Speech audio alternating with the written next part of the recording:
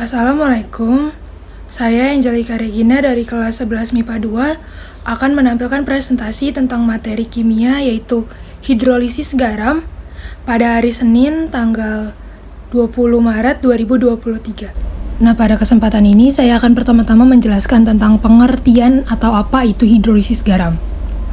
Hidrolisis garam adalah terurainya garam dalam air yang menghasilkan asam dan ataupun basa. Kenapa hal ini dapat terjadi? Hidrolisis garam terjadi jika satu atau kedua komponen penyusun dalam garam tersebut berupa asam lemah ataupun basa lemah. Jika komponen garam tersebut berupa asam kuat dan basa kuat, maka komponen ion dari asam kuat ataupun basa kuat tersebut tidak akan dapat terhidrolisis. Selanjutnya ada jenis-jenis dari hidrolisis. Yang pertama ada hidrolisis parsial. Hidrolisis parsial terjadi pada garam yang kation ataupun anionnya saja yang terhidrolisis. Kation terhidrolisis itu menghasilkan senyawa bersifat asam, contohnya seperti NH4Cl. Anion yang terhidrolisis menghasilkan senyawa bersifat basa, seperti CH3COONa. Selanjutnya ada hidrolisis total, terjadi pada garam yang kation maupun anionnya terhidrolisis, seperti CH3COONH4 ataupun Al2S3. Selanjutnya ada jenis-jenis garam. Yang pertama ada garam yang berasal dari asam kuat dan basa kuat. Garam yang tersusun dari asam kuat dan basa kuat itu bersifat netral. Garam yang tersusun dari asam kuat dan basa kuat itu tidak dapat terhidrolisis. Mengapa? Seperti yang dijelaskan di awal, karena garam yang tersusun dari asam kuat dan basa kuat itu memiliki kation dan anion garam yang tidak akan terhidrolisis bila direaksikan dengan air, seperti K2SO4, KCl, dan NaCl. Selanjutnya ada jenis garam yang kedua, yaitu garam yang tersusun dari asam kuat dan basa lemah. Garam ini bersifat asam. Garam yang tersusun dari asam kuat dan basa lemah dapat terhidrolisis, namun hanya terhidrolisis parsial. Mengapa? Karena hanya kation atau ion positif ataupun ion basa yang akan terhidrolisasi. Sedangkan anion, ion negatif ataupun ion asam tidak akan terhidrolisis bila direaksikan dengan air. Contohnya seperti garam NH4Cl yang tersusun dari HCl dan NH4OH, yaitu NH4Cl menghasilkan NH4+ ditambah Cl-. Seperti ini reaksi hidrolisisnya, yaitu NH4+ ditambah H2O menghasilkan NH4OH plus H+. Selanjutnya ada penentuan pH garam. Ini adalah contoh soal dari apa yang sudah saya jelaskan sebelumnya. Seperti yang bisa kita lihat di sini ada satu contoh soal, yaitu 0,001 m jika KH-nya 10⁻⁹. Berapakah pH larutan garam tersebut? Seperti ini caranya.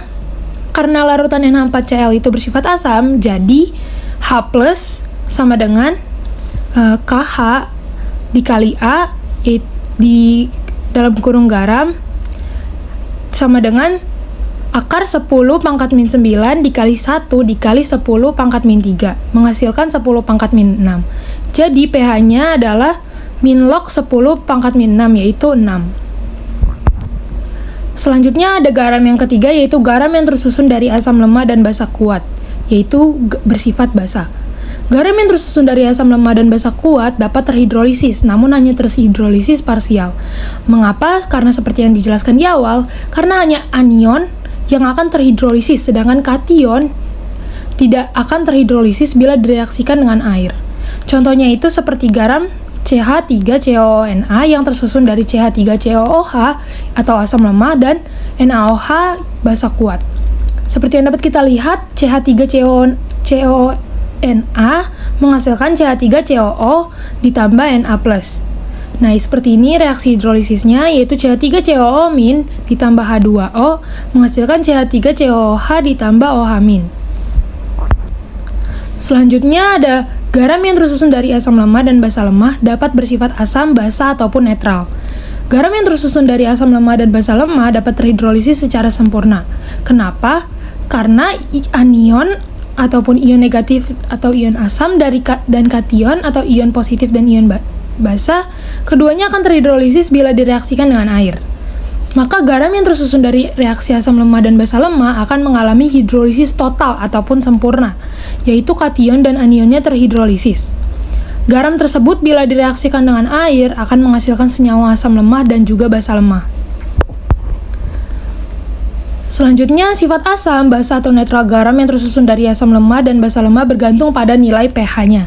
Nilai pH bergantung pada Ka, tetapan ionisasi asam lemah, dan juga Kb, tetapan ionisasi basa lemah. Seperti yang dapat kita lihat, bila Ka lebih besar daripada Kb, maka konsentrasi H+ lebih besar daripada konsentrasi OH-. Dan maka nilai pH-nya itu lebih kecil dari 7 dan sifat larutannya itu berupa asam. Bila Ka sama dengan Kb, maka konsentrasi H+-nya sama dengan konsentrasi OH-. Dan maka nilai pH sama dengan 7 dan bersifat larutan dan sifat larutan itu adalah netral. Bila Ka lebih kecil daripada Kb, maka konsentrasi H+ lebih kecil daripada OH-.